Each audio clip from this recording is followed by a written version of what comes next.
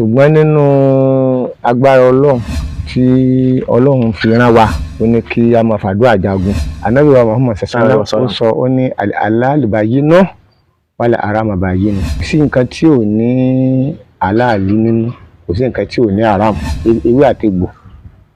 Ewé àtegbò wà fún tá a fi lè ṣe ìwòsàn fún ọmọ aráyé, torí pé gbogbo nǹkan tọ́lọ́run ọba dá ìwòsàn ni. Al-Qur'ani ń ṣiṣẹ́, àdúrà ń ṣiṣẹ́, ṣùgbọ́n ewé àtegbò tọ́lọ́run ọba dá náà ń ṣiṣẹ́ láàyè.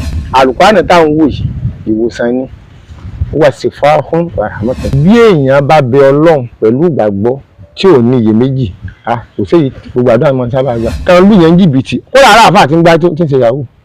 Àáfà ń ṣe yahoo. Irú ẹni bẹ́ẹ̀ kò jẹ́ káwọn àáfà tí Ọlọ́run ọba rán níṣẹ́, kò jẹ́ ká yé ọmọ rírì wọn mọ́.